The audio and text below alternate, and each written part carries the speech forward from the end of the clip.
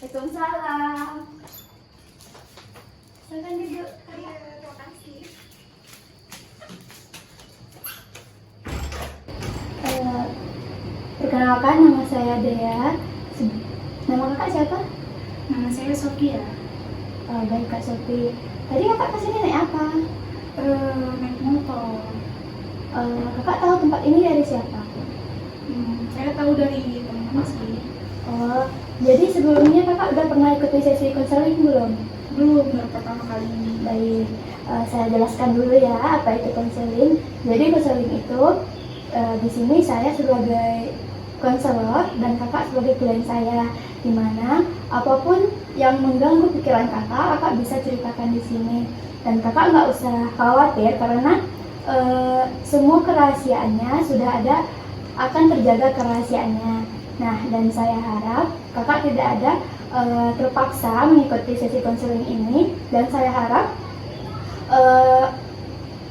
kakak aktif dalam kegiatan sesi kita, dan kakak nggak perlu khawatir karena apapun yang kakak sampaikan di sini sudah dalam norma-norma yang berlaku. Nah, ada yang perlu ditanyakan lagi? Tidak. Apakah kakak sudah bersedia? Iya Kak, saya bersedia. Baik, jadi apa yang sedang mengganggu pikiran kakak saat ini? Belakangan ini saya sering merasa kayak kuliah saya tuh turun karena saya tuh terlalu sering main HP gitu. Menurut kakak apa penyebabnya?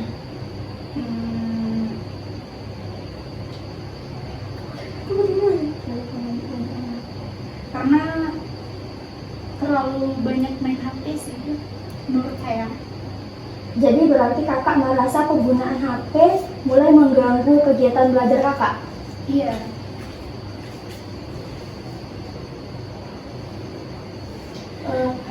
Saya bisa memahami perasaan kakak.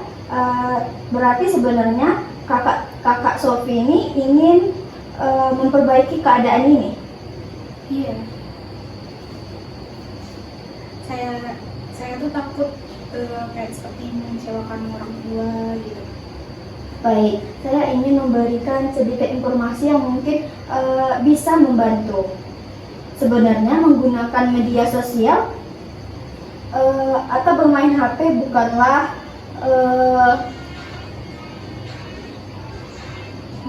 hal yang salah. Bahkan bermain HP bisa dimanfaatkan untuk mencari materi kuliah, berdiskusi dengan teman, atau memperoleh informasi yang bermanfaat. Namun, jika penggunaannya berlebihan, dampaknya bisa cukup besar, seperti sulit berkonsentrasi saat belajar, sering menunda pekerjaan, waktu tidur berkurang, dan prestasi akademik menjadi turun. Nah, karena itu penting untuk mengatur waktu, misalnya menyelesaikan tugas terlebih dahulu sebelum membuka media sosial, atau memberikan batas waktu penggunaan HP setiap harinya. Nah, dengan begitu nanti kakak Sofi tetap bisa menikmati media sosial tanpa mengganggu kewajiban sebagai mahasiswa. Saya baru sadar sih kalau kebiasaan saya ini tuh memang seperti yang kakak jelaskan tadi. Jadi selama ini saya menganggap bermain HP itu tuh hanya sebentar, ternyata bisa membuang waktu sebanyak itu sih. Ya, nggak apa-apa. Yang penting kan sekarang Kak Sofi sudah menyadari penyebabnya. Kesadaran itu adalah langkah awal untuk berubah. Kak Dea, kalau boleh saya minta pendapat atau saran ya, Ya. menurut kakak nih, apakah yang sebaiknya saya lakukan itu supaya saya bisa mengurangi bermain HP? Gimana caranya gitu?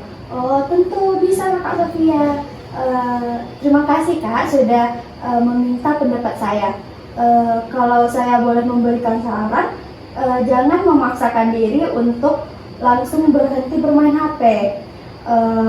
Mulailah dengan perubahan kecil, misalnya batasi waktu bermain sedikit demi sedikit setiap harinya. Kemudian biasakan mengerjakan tugas terlebih dahulu sebelum membuka media sosial. Nah, saat belajar coba letakkan HP di tempat yang tidak mudah dijangkau agar Kak Sofia lebih fokus belajarnya. Selain itu, buat jadwal harian. Dengan adanya jadwal, nanti kakak akan lebih mudah membagi waktu antara belajar, istirahat, dan menggunakan media sosial. Yang tidak kalah pentingnya, jangan berkecil hati jika suatu saat Kak Sofia masih melakukan kesalahan. Perubahan membutuhkan proses. Yang penting adalah tetap berusaha dan tidak menyerah. Baik Kak, menurut saya ya saran itu bisa saya lakukan gitu. Ya, menurut Kak Sofia, langkah mana yang akan mulai kakak ambil dulu? Kalau saya ya mungkin saya akan mencoba mengerjakan tugas dulu sebelum bermain HP dan membatasi waktu bermain media sosial gitu. Itu udah bagus sekali Kak. Itu juga adalah target yang realistis dan mudah untuk dimulai diterapkan.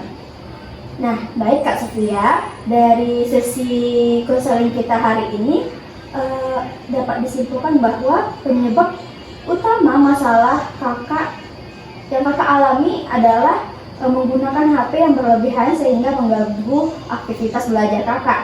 Nah, jadi hari ini kita sudah membahas dampaknya, cara mengatur waktu, dan beberapa langkah yang bisa Kak Sofia lakukan. Yang saya senang karena kakak juga sudah memiliki komitmen untuk mulai berubah.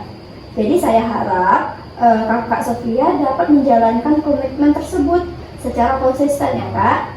Jika nanti Kak Sofia mengalami kesulitan atau ingin berdiskusi lagi, saya dengan senang hati membantu kakak kembali.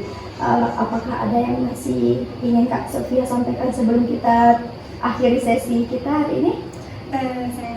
Saya rasa itu tidak ada lagi Kak. Terima kasih ya Kak. Terima kasih banyak atas informasi dan sarannya. Saya merasa lebih termotivasi gitu mendengar semua apa yang kakak bilang gitu, yang jelaskan gitu. Baik, sama-sama Kak Sofia. Terima kasih juga karena sudah terbuka selama proses konseling. Semoga Kak Sofia dapat menjalankan komitmen yang sudah dibuat dan mendapatkan hasil yang lebih baik ke depannya. Baik Kak, saya permisi dulu ya Kak. Ya Kak, Makasih ya Kak. semoga segala usaha kakak bisa lancar dan kakak bisa melakukan komitmen kakak dengan konsisten ya Kak. Iya.